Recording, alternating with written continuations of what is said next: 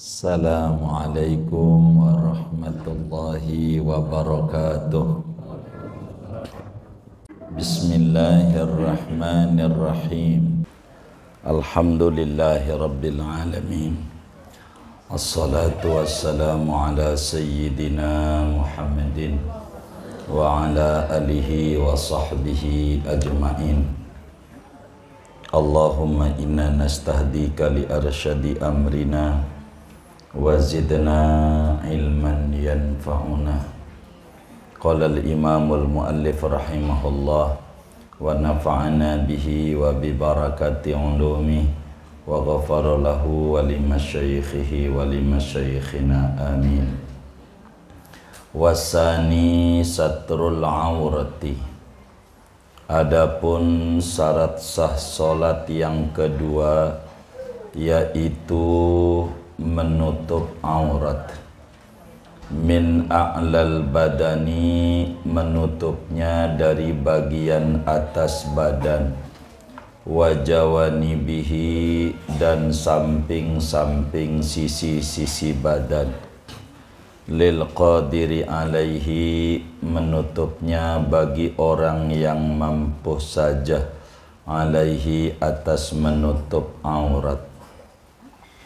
Walau shalla fi dhulmati, sekalipun solat oleh orang fi dhulmati, pada kegelapan.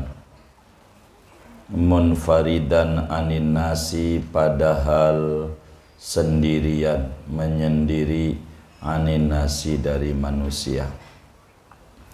Wa auratu dzakari wal amati fi sholati ma baina surrati war rukbati. Adapun auratnya laki-laki dan hamba sahaya perempuan di dalam salat, yaitu barang yang antara pusat dan lutut. Lakin yajibu alaihima satrus surah war rukbati aidon, akan tetapi wajib atas keduanya menutupi pusat dan lutut pula. Wa auratul hurratil kamilati jami'u badaniha. Adapun auratnya perempuan merdeka yang sempurna, yaitu seluruh badannya perempuan, illal wajha, kecuali wajah, wal kafaini, dan dua telapak tangan. Wa man ajaza an satril aurati fi sholati shalla ariyan. Barang siapa lemah ia daripada menutup aurat pada waktu sholatnya, maka sholat ia padahal telanjang. Wala i'adata alaihi, dan tidak wajib mengulang solat atas orang yang lemah tersebut. Wallahu a'lamu bissawabi. Segini, ibu-ibu sekalian yang mulia, kajian kita masih berbicara tentang syarat-syarat keasahan solat, yang mana jumlahnya kemarin ada 4, dan pertemuan ini memasuki syarat solat yang kedua, yaitu menutup aurat. Aurat bahasa Arab, bahasa Indonesianya asli aurat itu adalah maknanya kekurangan. Aib, kekurangan, itu bahasa Arabnya aurat secara bahasa. Jadi aurat itu secara bahasa artinya kekurangan. Kata Nabi dalam hadisnya, man satara musliman auratahu satarallahu auratahu yaumal qiyamah. Barang siapa menutup kekurangan orang lain di dunia, maka dia akan menutup kekurangannya di akhirat. Aurat itu artinya Namun dalam terminologi agama yang disebut aurat adalah setiap sesuatu yang wajib ditutup. Jadi setiap sesuatu yang wajib ditutup atau haram dilihat, itu yang disebut dengan aurat. Jadi wajib ditutup dalam sholat atau haram dilihat. Jadi singkatnya, menutup aurat merupakan wajib di dalam sholat. Dikerjakannya menutupnya sebelum memulai sholat, karena itu disebut syarat sholat. Dari mana dalilnya bahwa menutup aurat ini wajib adanya dalam sholat? Di dalam surat Al-A'raf ayat 31, Allah subhanahu wa ta'ala berfirman, Ya bani Adam, khudhu zinatakum inda kulli masjid. Kata Allah, wahai anak cucu Nabi Adam, ambillah olehmu pakaianmu ketika tiap-tiap sholat. Artinya kalau kita sholat itu wajib menutup aurat. Secara umum menutup aurat ini hukumnya wajib secara umum. Namun kita lagi ngomongin dulu tentang sholat. Di samping itu Rasulullah sallallahu alaihi wasallam mengerjakan dalam sholat menutup aurat. Bahkan Siti Aisyah radhiyallahu ta'ala anha wa an abiha menyampaikan hadis bahwa Habibuna Muhammad sallallahu alaihi wasallam bersabda, la yaqbalullahu salata haidin illa bi khimarin. Kata Nabi, Allah tidak terima solatnya orang yang baligh kecuali dengan menutup aurat.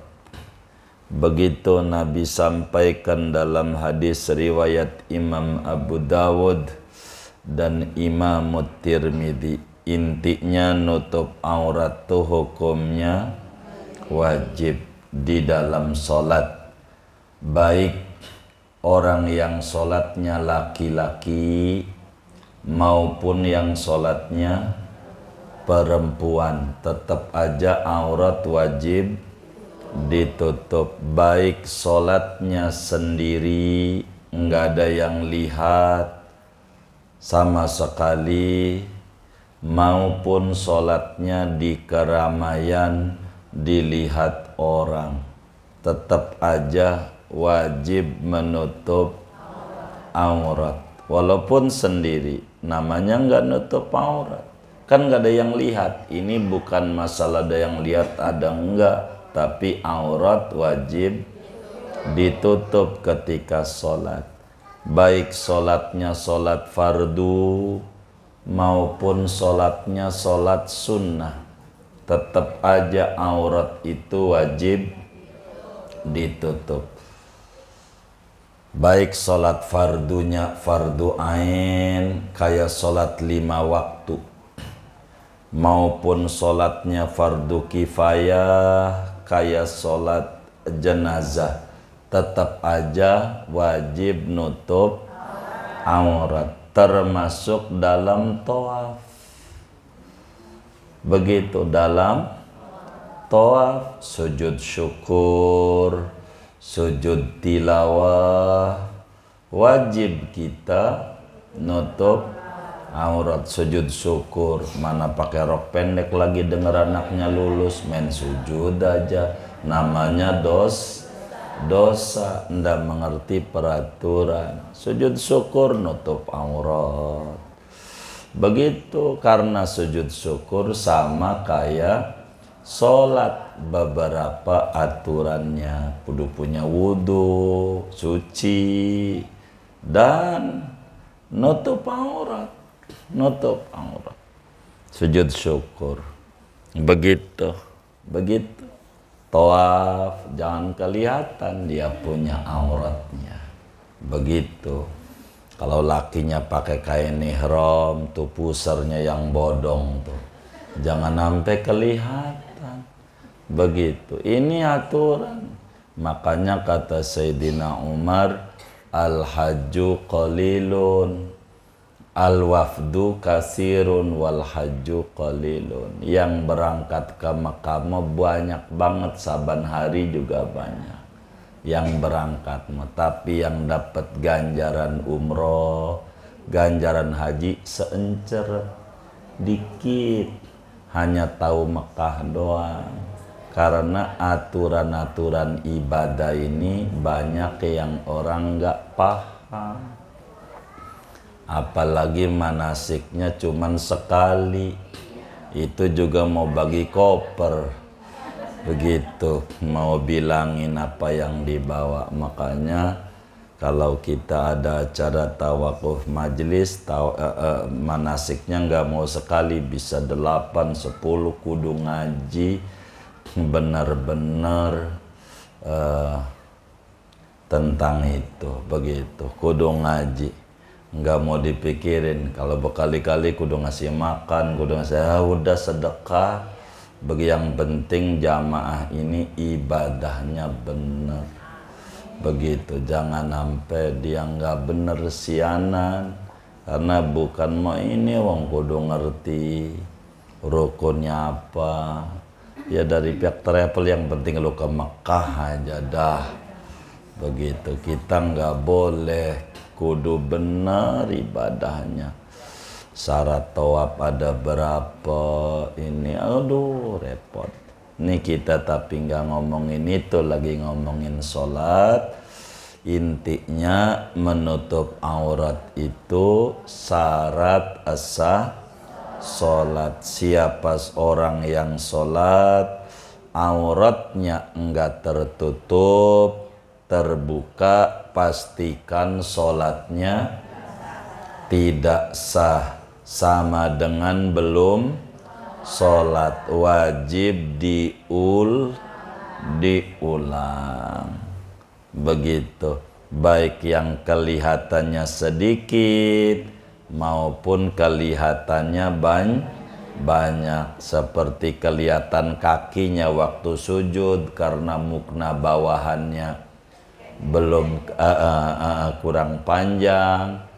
Kita lihat tuh teman kita sholat kakinya kelihatan, bilangin, po, ini kakimu kelihatan, ulang. Kudu begitu, kalau diem aja yang masuk neraka kita. Gitu, iya. Enggak ngasih tahu orang salah didiemin. Itu yang ngediemin orang salah di mata agama dihukumi salah. Kita kudu bilangin biar dia usolli lagi, si bawahannya ditarik rada panjangan, biar auratnya ketutup, biar auratnya ketutup. Wajib tuh nutup aurat. Begitu, wajib.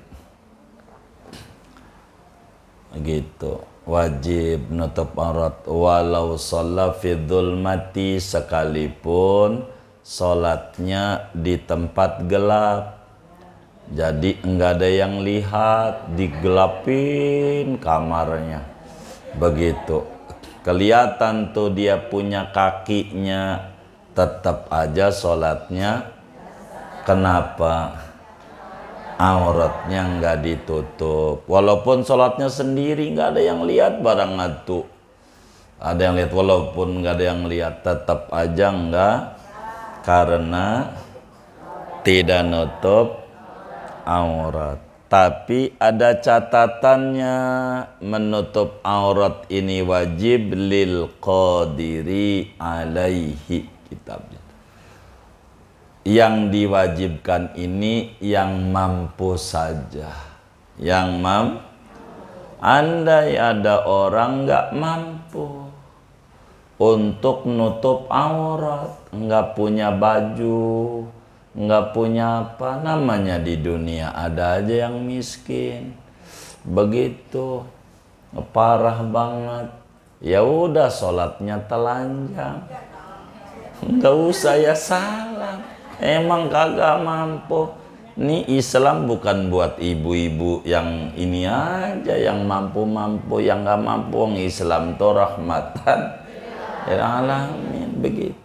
Tuh kalau dia telanjang, kebetulan tetangganya juga sama miskin telanjang, begitu, boleh nggak berjamaah? Boleh, dia seturu-turu dia, begitu.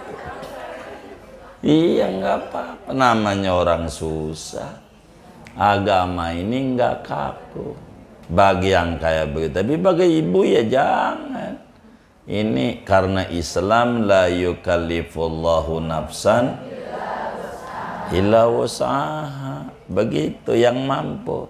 Duitmu ada ini buat beli pakaian nutup aurat, tapi ini kan makan nggak ada nih, beras mahal, ya udah dah buat makanannya dulu kalau punya segitu. Tapi kebangetan amat kalau nggak punya baju, nggak percaya mau warisan RT aja beli baju, begitu. Kalau sampai nggak kebeli baju, begitu.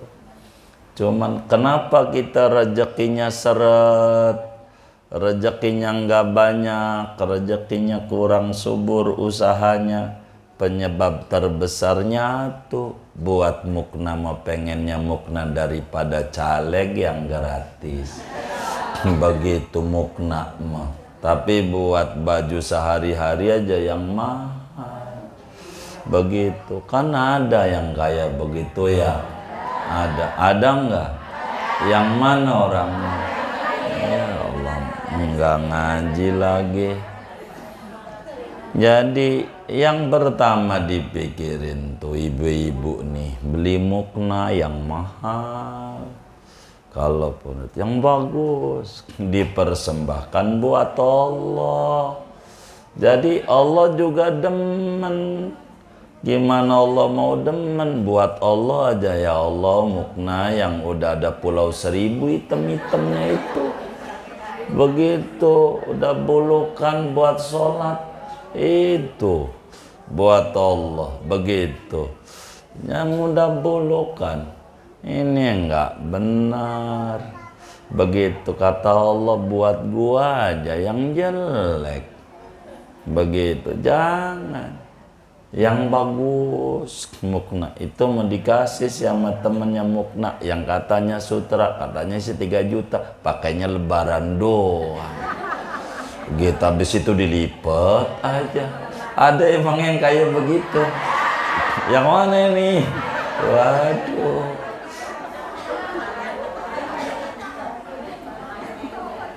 jangan begitu. Jadi dapat ganjarannya dikit, yang ngasihnya tuh ganjarannya dikit. Lebaran doang, mana belum ketemu lebaran udah mati lagi, belum dipakai lah, belum dapat ganjaran. Jadi program kalau ibu ada rezeki lebih, yang muncul pertama perangkat buat ibadah yang bagus, yang bagus,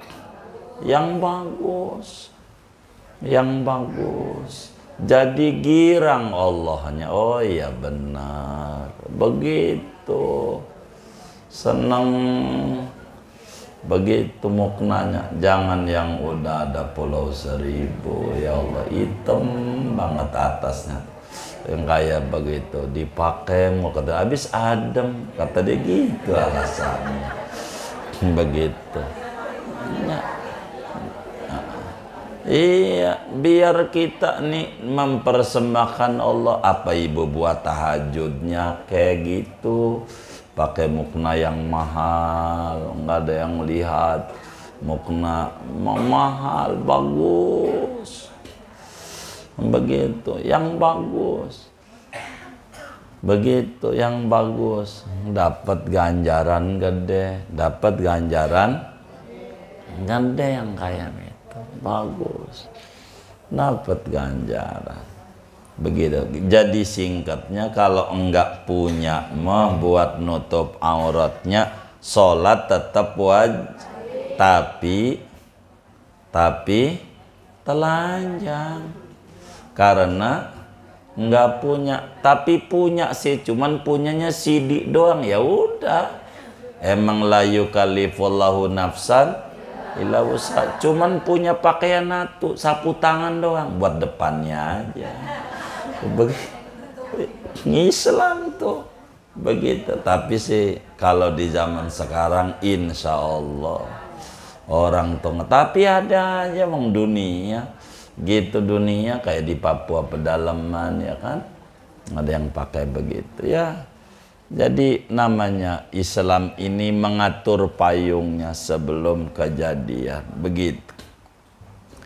Kenapa Islam ngajarin kudu nutup aurat? Sebab kita mau menghadap raja di raja yang ngasih kita hidup, yang maha hebat. Coba Allah, asal kita mani, ya Allah mani, lalu ditaruh di rahim, diopeni nama Allah, diurusin, ya Allah ngurusin gratis, kasih makan nama Allah sampai kita berojol di dunia, begitu ya Allah. Begitu ada kuping nih, begitu kuping nih, bukan ini doang dengernya, mau Allah punya dengernya. Ada juga yang ada begininya kagak denger mulu, begitu. Kaki ada buat melangkah, tapi melangkahnya ini Allah ada yang nggak kuat buat ke tempat-tempat kebaikan, nggak kuat gitu.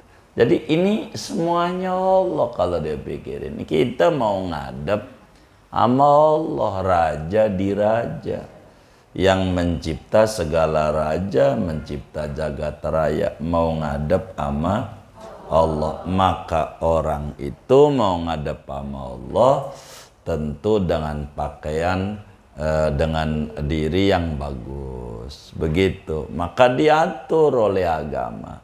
Nabi nih yang ngatur bagaimana cara menutup auratnya, begitu. Kalau orang laki, kalau orang perempuan, perempuan ada dua, ada yang budak, sekarang nggak ada, begitu. Ada yang merdeka, ini diatur auratnya.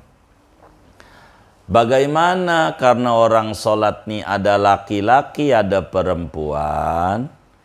Begitu. Kitab kita masih kitab dulu, masih ada perbudakan, maka disebutlah budak perempuan. Jadi kalau auratnya orang laki, mana yang wajib ditutup ketika sholat si laki-laki, walaupun bocah? Yaitu antara pusar dan lutut. Kata Nabi dalam hadis yang sahih, auratul mu'min ma baina surratihi ila rukbatihi. Auratnya orang mukmin laki-laki antara pusar sampai, dari pusar sampai lutut. Ini kudu ditutup. Ini ngomongin sholat dulu. Laki-laki kudu ditutup pusar sampai lutut. Jadi dadanya tuh laki-laki kemana-mana sah, kalau sekedar ukuran sah. Karena yang wajib ditutup pusar sampai lutut. Nih, sampai lutut. Dalam sholat nih kudu ditutup nih, kudu ditutup. Tuh laki-laki itu auratnya pusar sampai lutut. Begitu juga hamba sahaya, ya sekarang udah nggak ada. Begitu sama kayak laki-laki. Nah, kalau perempuan merdeka kayak ibu tuh wajib tutup seluruhnya, seluruh badannya kecuali wajah, nih wajah, dan telapak tangan, nih namanya telapak tangan. Ini wajib terbuka. Makanya waktu ihram haram ditutup. Begitu, haram. Nggak boleh. Begitu. Ini kalau laki-laki antara pusar dan lutut. Itu laki-laki. Wajib tutup. Nah, ditutupnya ini nggak boleh kelihatan dari mana. Begitu. Nggak boleh kelihatan ini yang wajib nggak boleh kelihatan dari atas sama dari samping. Dari atas sama dari samping. Dari samping. Dari atas tuh begini, ini pakai baju, kemeja, pakai kemeja. Kemudian nggak dikancingin atas sininya, tuh kan ada kerahnya. Nggak dikancingin, nggak pakai daleman, nggak pakai kaos dalam. Waktu ruku kelihatan pusernya ngongkong begitu. Orang laki waktu ruku kelihatan pusernya nih dari atas. Ini nih nggak sah karena auratnya nggak ketutup dari atas, dari atas. Begitu dari samping, robek gitu bolong, sarungnya di paha tuh bolong, maka kelihatan nggak sah. Kudu ditutup, ditambal. Begitu pakai handy plus ke nambalnya mau, terserah. Yang penting ditutup. Kalau dari bawah nggak apa-apa. Begitu. Dia nggak pakai CD tuh si laki-laki. Sholat di panggung. Orang Sunda itu pakai joglo. Dulu Betawi begitu.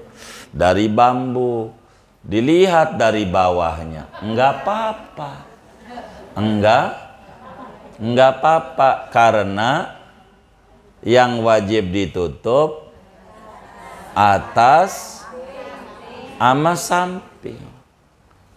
Adapun dari bawah enggak apa-apa. Andai kelihatan boleh, sah dia punya sholat. Cuman yang ngelihatnya aja ngapain dia. Begitu. Urusannya dia. Urusannya. Iya, atas atas sama samping, ini dalam sholat tuh. Nah, perempuan begitu atas sama samping. Kita dari bawah yang nggak apa-apa, dari bawah mukna begitu ibu-ibu. Kemudian kelihatan dari bawah karena panggung. Ngelihat ke atas kelihatan, nggak apa-apa. Karena yang wajib atas sama samping, sama sekelilingnya. Begitu. Ini laki-laki ini yang paling banyak rada repot. Laki-laki barangkali lewat pintu ibu-ibu inilah kami harus menyampaikan, tolong pakai bajunya tuh suaminya, anak lakinya, saudara lakinya, bapaknya yang panjang bajunya tuh, jangan setret. Mungkin karena peraturan pekerjaan pakai baju yang setret karena seragamnya itu, ya silahkan, tapi waktu sholat dijaga, jangan sampai waktu ruku CD-nya kelihatan. Kalau CD-nya kelihatannya mah nggak apa-apa, di atas CD-nya ini auratnya nih. Jadi ketarik dengan celananya tuh. Dengan celananya. Jadi waktu dia duduk, sebelum sholat waktu duduk, celana jinnya tuh kelihatan, mana pantatnya burik lagi. Itu. Kelihatan. Itu yang kayak begitu tuh nggak sah, banyak tuh banyak. Ini yang harus kita wanti begitu. Termasuk pakai kaos oblong, kaos gitu. Nggak pakai kerah, ininya nih lebar lehernya, disebutnya udah doer. Hah? Ada apa? Melar? Apa? Meler? Oh iya Pak. Hah? Iya gitu aja dah. Begitu. Saya bahasanya nggak paham. Jadi waktu ruku pusernya nggak sah. Tuh harus dijaga tuh yang kayak begitu. Jangan sampai sholat tapi nggak ada nilai. Begitu gara-gara auratnya kelihatan, auratnya kelihatan, auratnya. Jangan sampai kelihatan auratnya. Itu banyak orang laki begitu pakai pakaian straight begitu. Kalau saya lebih demen pakai baju tuh yang nutupi pantat karena waktu ruku ketarik. Jadi ketarik masih nutup di atas sarung begitu atau di atas celana begitu. Jadi ini yang harus benar-benar dijaga. Ini urusan sholat doang yang paling pokok ini. Supaya sholat kita itu benar adanya, jangan sampai sholat kita jadi salah begitu.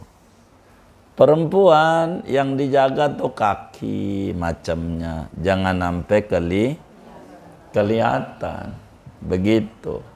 Jadi harus benar-benar muknanya nih, muknanya harus rapi supaya auratnya benar-benar, karena kita urusan sholat. Kata Allah dalam Al-Quran, wala yubdina zinatahunna illa ma dhahara minha. Perempuan jangan memperlihatkan tubuhnya kecuali yang nampak saja. Kata Sayyidah Aisyah, telapak tangan ama dia punya wajah itu kelihatan, enggak apa-apa, karena itu wajib dibuka yang itu. Ini namanya aurat dalam sholat. Kalau ada lagi aurat di luar sholat, orang laki auratnya di luar sholat yang mu'tamad dia kayak perempuan. Di luar sholat mah bersama orang lain perempuan. Jadi harus dijaga. Nih lakinya begitu auratnya. Jadi mohon maaf, main sepeda boleh main sepeda. Yang penting celananya tuh rada ke bawahan. Begitu celananya. Banyak tren. Iya pokoknya bagaimana kedah. Itu tinggal diatur aja, yang penting ke bawahan. Kalau mohon maaf keluar rumah pahanya kemana-mana tuh orang laki, ibu ngelihat dosa. Jadi dosa tuh banyak, ngelihatnya tuh dosa begitu. Jadi begitu ngelihat ini dosa. Makanya kenapa mata kita kurang tertarik gitu sama Quran, sama ini rada repot. Ini yang kemudian harus dijaga. Aurat perempuan dalam sholat ya sekujur tubuhnya kecuali wajah dan dua telapak. Di luar sholat yang mu'tamad dalam madhab itu yang kayak orang-orang itu pakai cadar, itu yang mu'tamad. Tapi Imam Bajuri, ulama besar Mesir, enggak kayak ibu begini jadi begitu. Tapi yang mu'tamad pakai cadar keluar rumah tuh, itu ganjarannya gede gitu. Cuman ama negara dikata teroris belakangan tuh begitu. Itu yang ganjarannya gede tuh, kayak ibu-ibu tuh pakai niqab, pakai cadar, itu yang paling bagus, ganjarannya paling gede begitu. Nah iya pakai bagus, itu gede ganjarannya begitu gitu. Ntar juga ini ajaran baru ini. Padahal ajarannya udah lama.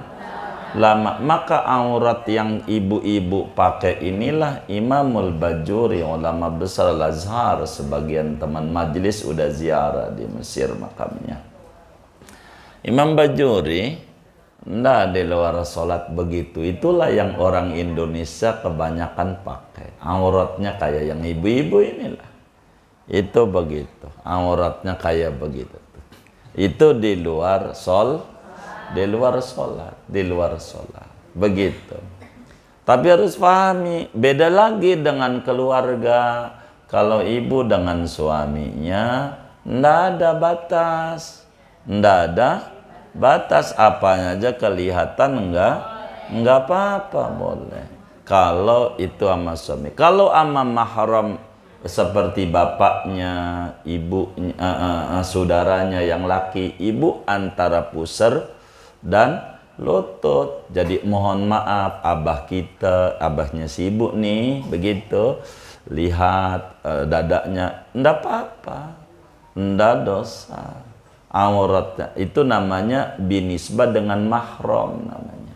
Jangan sampai pakai cadar, sama bapaknya masih pakai cadar juga. Begitu sama bapaknya. Ini namanya kagak bener juga. Begitu. Dia ada batasnya sama siapa. Tuh begitu. Jadi walaupun ibu pakai cadar, keluar rumah doang. Kalau dalam rumah, ya enggak. Itu dalam rumah sama bapaknya masih pakai cadar juga. Itu namanya kelewatan ajaran agamanya, kelewatan. Iya, salah gitu, salah. Jadi ada aturannya. Tuh begitu. Aturannya. Kalau urusan dengan dokter, yang mana? Yang batas diobati. Boleh dilihat. Ibu harus disuntik. Ya kudu dilihat pantatnya. Mau disuntik. Begitu si dokternya tuh boleh. Tapi kalau bisa berupaya, kalau ibu pengen bagus beragamanya pengen bagus, milihlah dokter perempuan.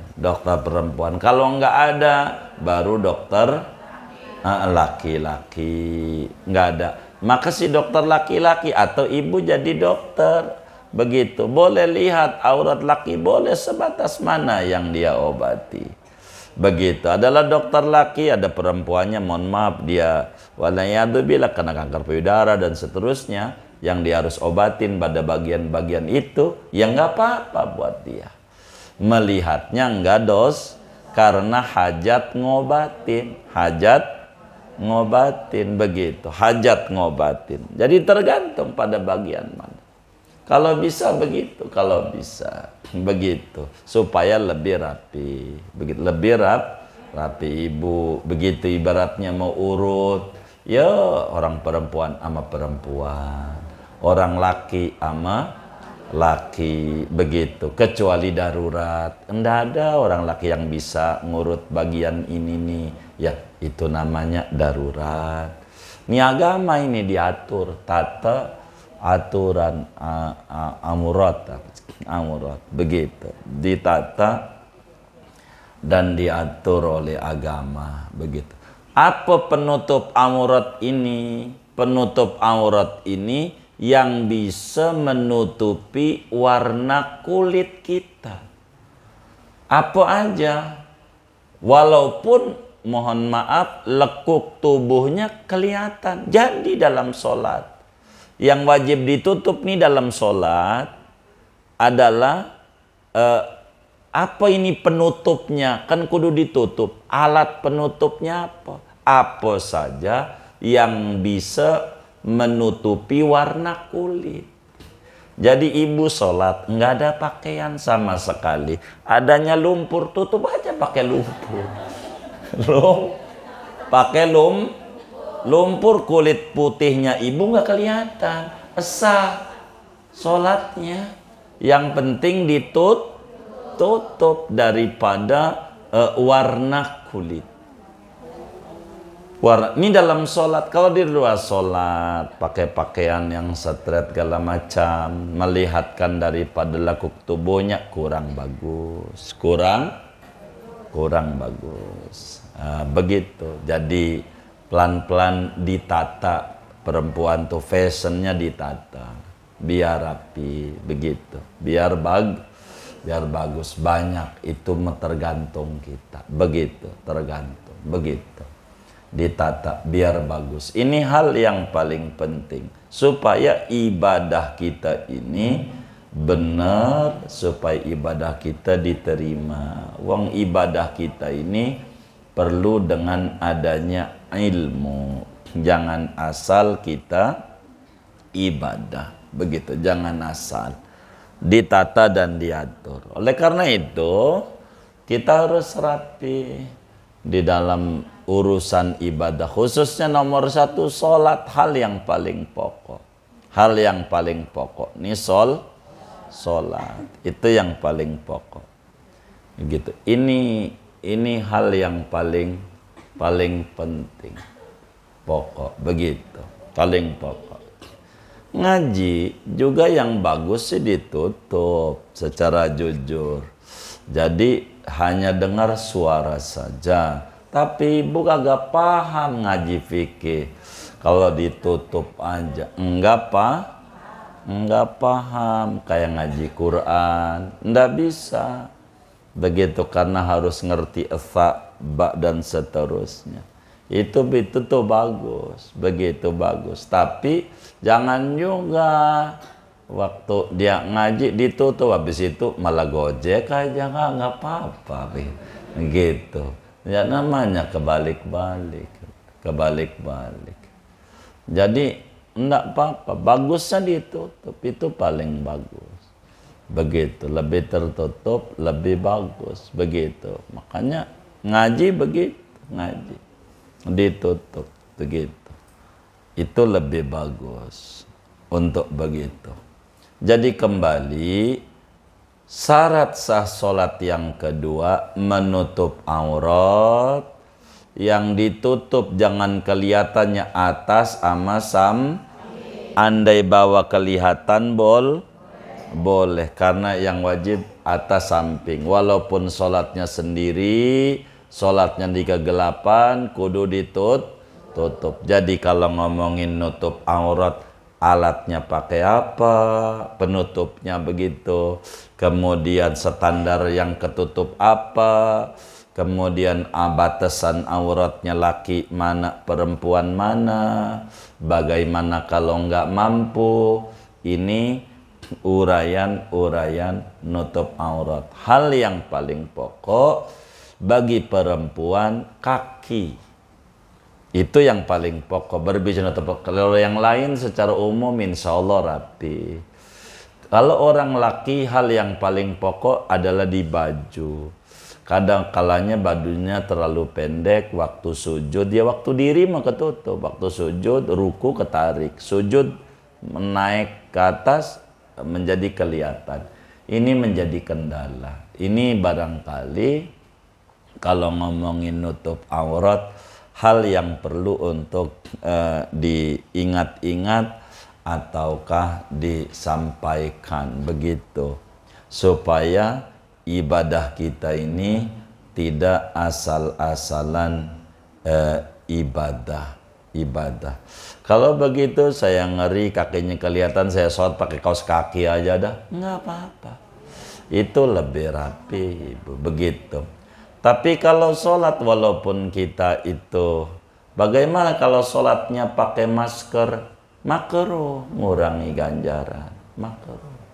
Itu mau sholat pakai niqab, pakai cadar sholatnya, makruh. Begitu, ngurangi ganjaran, begitu. Namanya salah dalam beragamanya. Kalau sholatmu tetap dibuka, ntar udah selesai sholat keluar baru dia pakai. Ini mau kebalik, waktu sholat pakai masker, waktu makan enggak. Jadi yang enggak apa-apa, buka aja. Makanya saya umroh enggak mau waktu ada corona. nutupin wajah perempuan kena dam, repot begitu. Jangan ditutup, repot. Kata dia ngeri corona, gitu, ngeri. Bagaimana begitu? Jadi salah dalam beragamanya. Jadi buka aja, gitu. Waktu tawaf, waktu ihram, habis itu mah saya cukur pakai lagi nggak apa-apa. Yang kayak begitu. Zaman kemarin mau corona begitu. Jadi ibu gitu naik motor, punya SIM, punya apa. Kalau nggak pakai masker tangkap. Gitu. Kalau ibu naik motor telanjang asal pakai masker kagak. Karena yang penting pakai masker. Begitu. Gitu. Begitu. Kalau lurus tangkap nggak. Kalau belok enggak. Jadi corona bisa lurus bisa belok. Gitu. Jadi kagak ngerti juga dikata waras rada-rada, kata rada-rada waras itu yang enggak aja kayak begitu. Sampai sekolah-sekolah tuh pakai baju biasa, nggak pakai seragam ke sekolah gitu. Ngapa? Biar nggak kelihatan corona. Aduh begitu. Jadi yang kagak untung udah hilang zaman kayak begitu tuh. Ya Allah, begitu zaman bingung yang kagak begitu. Iya yang kagak hidupnya begitu. Iya. Nah kurang lebih begitu. Jadi waman ajaza, kalau orang nggak mampu menutup aurat, kata kita sholat harian, sholatlah telanjang nggak apa-apa, wala i'adat alaihi, nggak perlu diulang nanti kalau udah kebeli pakaian bagi yang nggak punya. Tapi insya Allah lah ini zaman, insya Allah pakaianmu punya, mukna juga punya banyak, walaupun jarang dipakai begitu. Ntar ada orang minta dibagi lagi, bagi mukna dong, bagi doang dipakai enggak, akhirnya numpuk banget begitu. Pakai gitu, yang lebih mahal ganjarannya lebih bagus pakai begitu. Jangan buat id aja, buat tahajudnya ibu apa, biar ganjarannya besar. Segini dah tuh ngaji kita. Ada yang ditanya mungkin dari materinya dipersiapkan baik bunda. Waalaikumsalam.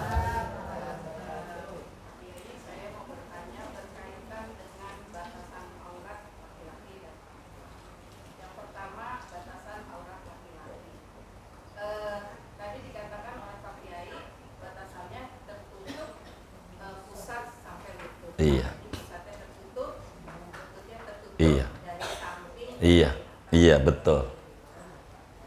Pernah kejadian, jadi murid saya laki-laki sholat berjamaah di masjid. Dia bilang gini, Ustazah, saya sholat di masjid ada itu tuh orang Arab itu. Jadi dia cerita tentang orang Arab. Dia kan pakai gamis sholat berjamaah, orang Arabnya di depan, dia di belakang.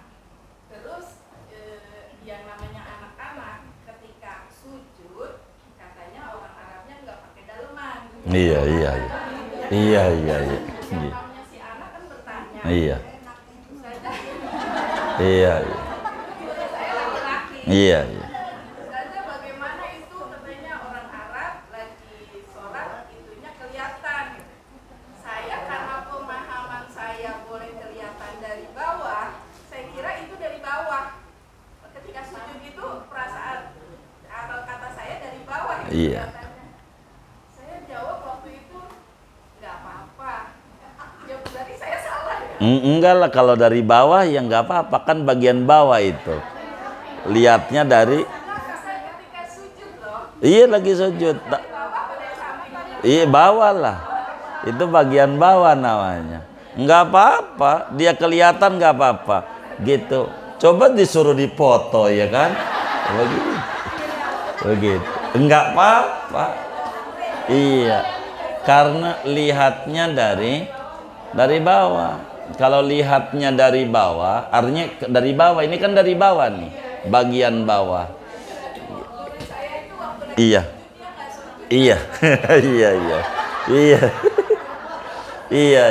Ya boleh saja. Boleh saja. Artinya bisa saja terjadi. Itu justru banyak, artinya itu kan satu kasus. Banyaklah yang kayak begitu, banyak. Artinya kalau dari bagian bawah enggak apa-apa gitu. Enggak apa-apa, karena yang wajib ditutup tuh jangan kelihatan dari bagian atas, bagian samping, begitu. Gitu, bagian samping. Kalau dari bagian bawah, begitu, bagian bawah itu enggak apa-apa dia, bagian bawah.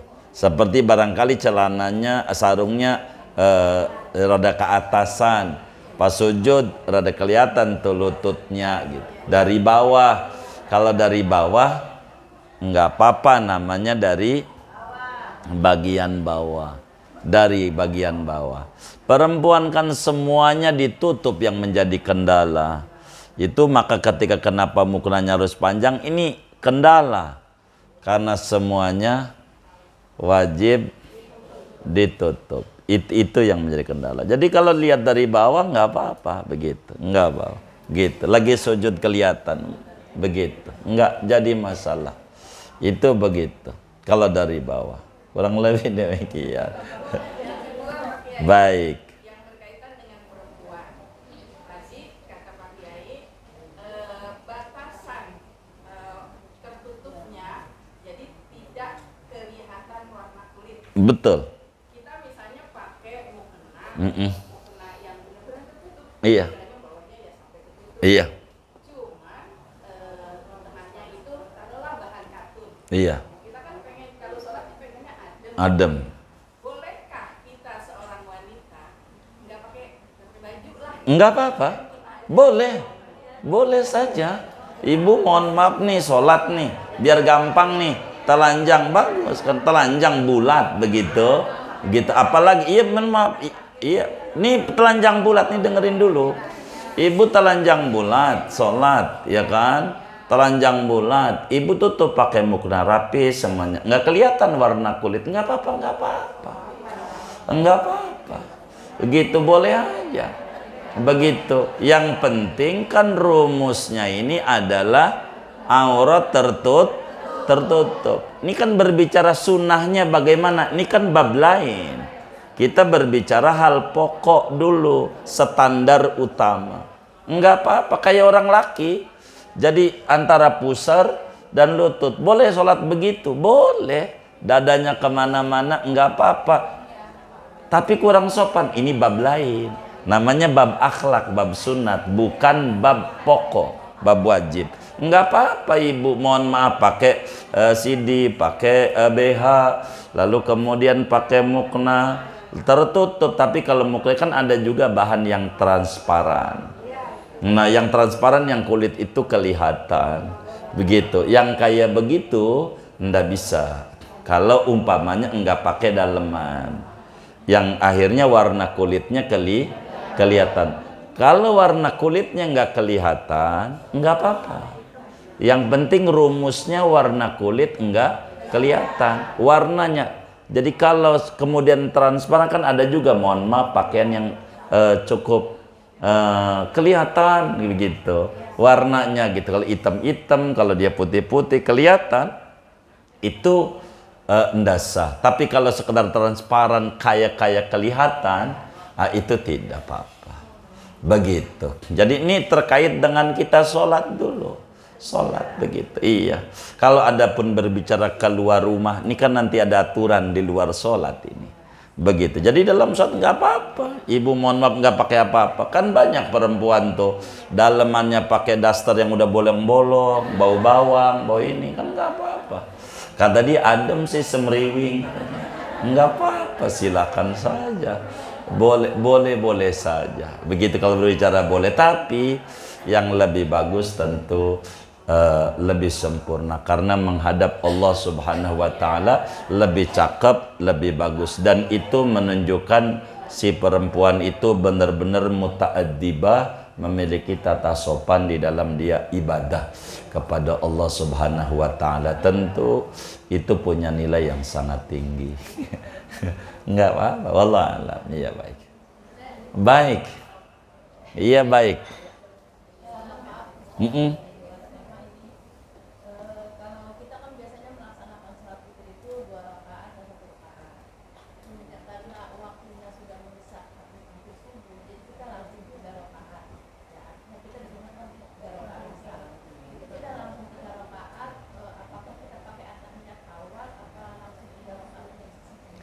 Iya baik. Jadi witir itu mau kita 3 rakaat sekaligus boleh, enggak apa-apa.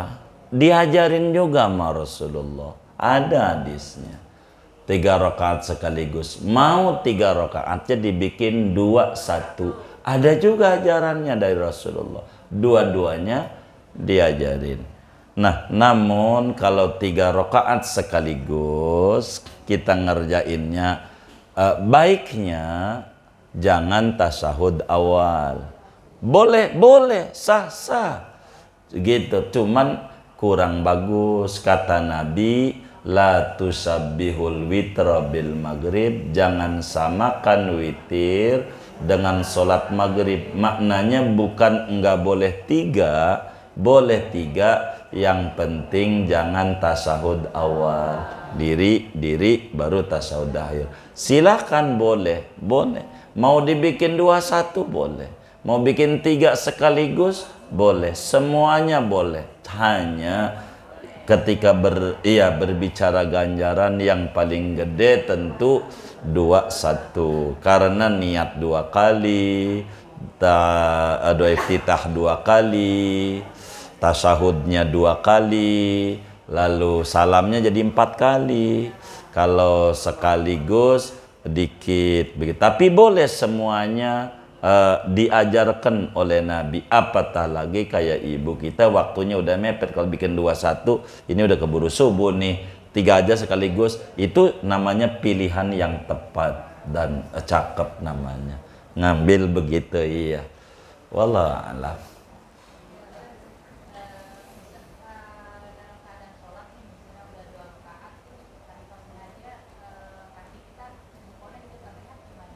Iya baik, cakep.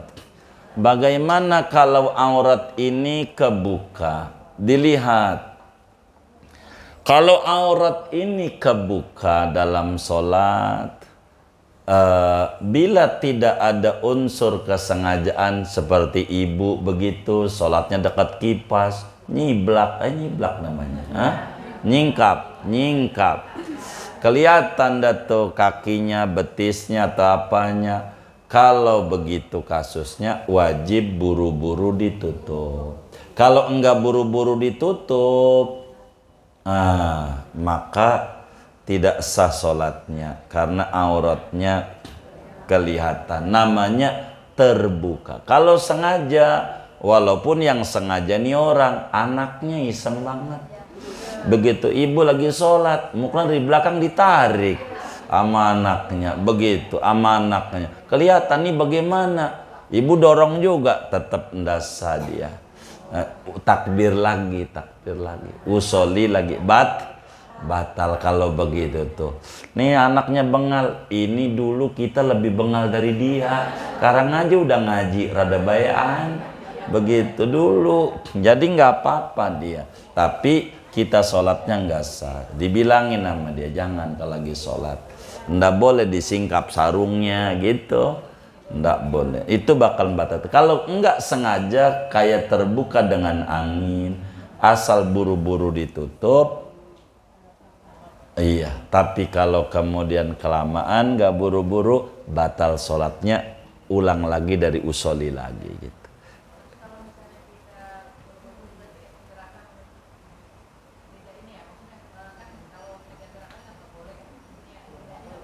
Jadi iya, nggak apa-apa ya. Jadi yang disebut 3 gerakan ini dalam bab batal sholat itu 1 kalau berturut-turut.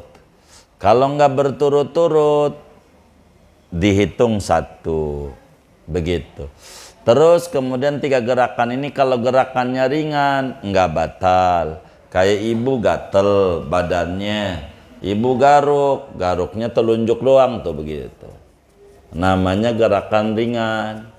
Yang kayak begini nih boleh. Ibu gatel wajahnya, ibu tangannya tempelin di pipi, di wajah. Tuh.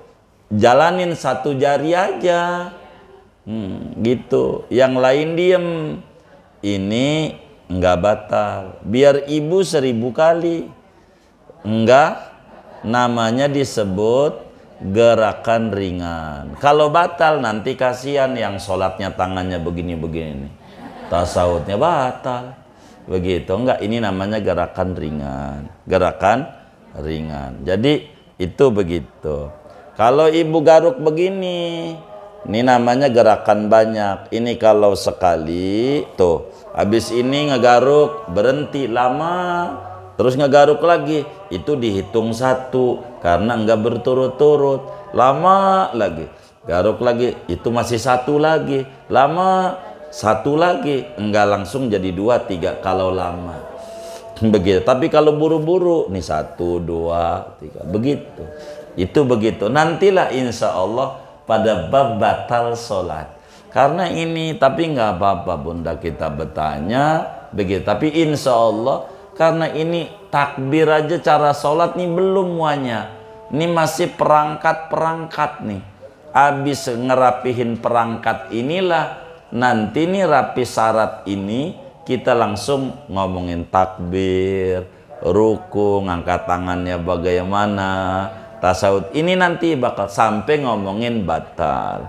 Ini kita masih ngomongin syarat-syarat. Begitu, kurang lebih demikian. Wallahu a'lam. Iya, baik. Iya. Baik. Iya, bagaimana nih sholat, ada yang ngajarin muknanya suruh ditaruh di sini. Muknanya kagak bisa dia. Enggak gitu-gitu amat, nih namanya bawah dia. Bawah namanya bawah yang kayak gini. Jadi enggak mesti muknanya harus begini. Ibu disuruh tuh sama sebagian orang pakai jilbabnya suruh begini. Jadi sengsara banget, copot lagi. Begitu, copot lagi. Ini namanya ribet yang ngajarinnya. Ribet yang kayak begitu. Nggak usah didengarin. Yang kayak begitu nempelinnya bagaimana? Wong ini buat nempelin buat pengikat. Begitu. Ininya suruh ditutup. Ini begitu. Gitu. Nah, betul. Ibu kita tahu, iya. Bagian wajah tuh ini, gitu, iya, betul. Ini bagian wajah. Iya, betul. Iya, jadi nggak usah susah banget mukanya ditempelin di sini nih. Tempelin, copot lagi, ya nggak kagak aja. Ini namanya ribet dalam agama. Enggak kayak gitulah. Itu Pak Kiai mungkin ada kan kadang-kadang kita numpang sholat. Iya.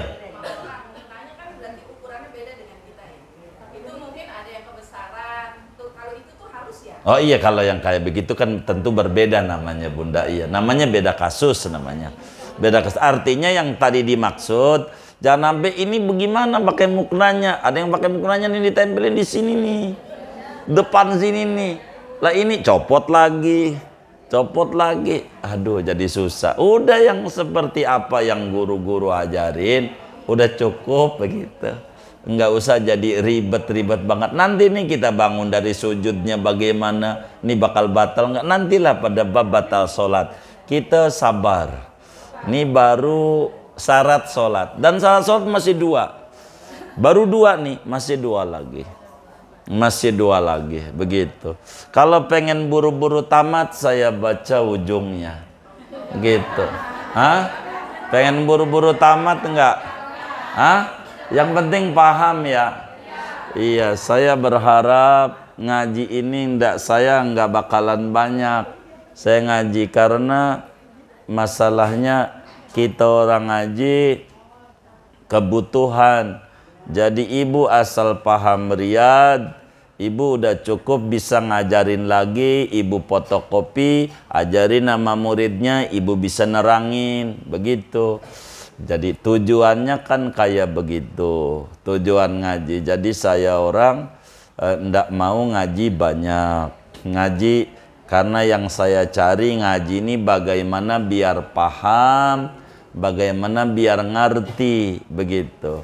Kalau pengen buru-buru tamat, saya nggak terangin, baca aja lafadz maknanya, begitu. Insya Allah tamat kitabnya. Gitu, mau paham mau kagak terserah sampean, begitu. Itu kasihan. Jadi saya ngajar sedikit, yang penting ngerti ya Bunda ya. Begitu ya. Ini yang saya di dalam kajian. Nggak bakalan banyak ngaji, mesti dikit-dikit. Karena tulisan Arab itu harus difahami. Kiai itu nulis, jadi kitab itu namanya undang-undang tuh semuanya, buku tuh undang-undang. Nah ini kan harus diurai biar paham apa aurat, batasannya mana, cara menutupnya pakai apa. Kan ama yai kita nggak diterangin begitu. Kalau pengen nama yai kita diterangin, kitabnya harus berjilid-jilid lah, mahal. Daripada ibu harus mahal, kitabnya 4 juta, kitabnya doang kan yang beli kitab yang jilidan. Terus di ngajinya tamatnya kapan? Udah ibu mau terima matang aja ngaji riyad, yang penting luas. Begitu ya. Begitu, yang penting paham bahwa sumber ajaran itu semuanya dari Nabi Muhammad Sallallahu Alaihi Wasallam. Jadi tutup saja, normal saja, ini ndak usah dibikin susah-susah. Begitu, ikuti yang ada udah cukup. Hanya yang paling pokok barangkali dalam keseharian kita tadi tuh ibaratnya bagian bawah, kita istilah kata, itu yang kita intinya. Sholat ini yang nomor 1 cari bener dulu. Ntar ngomongin sempurna ganjaran, ntar dah. Kita nggak mau ngomongin ganjaran, kita ngomongin bener dulu. Ibarat kerja dalam satu perusahaan, diterima dulu dah sama perusahaan. Urusan gaji mah naikin golongan, urusan dia dah. Yang penting kita rapi dulu ibadah. Makanya ini kitab yang kecil, tapi Riyad ini amat sangat memadai buat kita bersama. Begitu, walaupun kitabnya amat sangat kecil Riyad ini, tapi secara jujur walau kata kecil tapi secara jujur luas isinya, kurang lebih demikian. Wallahu a'lam. Sudah ya, kita baca Fatihah. Ini ada infak dari Ibu Haja Oo, Majelis Gili Sampeng Kebonjeruk, 400.000 rupiah. Ini ada mohon didoakan kesembuhan Ibu Nia Daniati binti Sa'dan. Ini dari pengajian Al-Quran, infak gigi 2.000. Ini dari Bu Haja Ajizah, pahalanya untuk almarhum Nenek Asmara binti Haji Maili, Nenek Zainab binti Haji Sabian. Ini dari keluarga besar Bapak Sahmardan, 3.304.000 rupiah. Ini dari hamba Allah, pahalanya untuk almarhum Haji Hasbih bin Sa'amin, Hajat Tihanah binti Marwan, Haji Abdillah bin Haji Raidi, Hajah Neneng Widiawati binti Kartono, Asnawi binti Adam bin Adam, Sa'roni bin Adam, Maryam binti Oneng. Mudah-mudahan infak-infaknya ini semua hamba-hamba Allah ini diterima oleh Allah, diganti berlipat-lipat ganda, diberikan rezeki yang luas, yang halal, yang barakah. Allah kabul hajat dunia, hajat akhiratnya. Allah beri kesembuhan di antara keluarganya yang kurang sehat dengan kesembuhan yang segera dan sempurna. Allah jadikan anak keturunannya hamba-hamba Allah yang solihin dan solihat. Allah lancarkan segala usaha-usaha dan ikhtiarnya, dan mudah-mudahan Allah sampaikan ganjaran pahalanya kepada almarhum almarhumah semua yang beliau niatkan kubur mereka menjadi raudhah min riyadil jannah. Allah bahagiakan di alam barzakhnya, Allah muliakan di alam barzakhnya, Allah senangin di alam barzakhnya. Bitilkan niat wa da'awat. Al-Fatihah.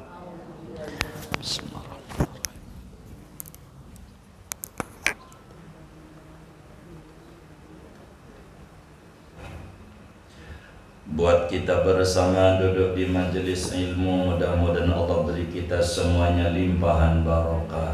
Umur kita barokah, kesehatan kita barokah, keluarga kita barokah, anak keturunan kita barokah, lingkungan kita barokah, usaha kita barokah, rezeki kita barokah, teman-teman kita barokah. Allah beri kita semuanya barakah dunia dan barakah akhirat. Amin. Al-Fatihah.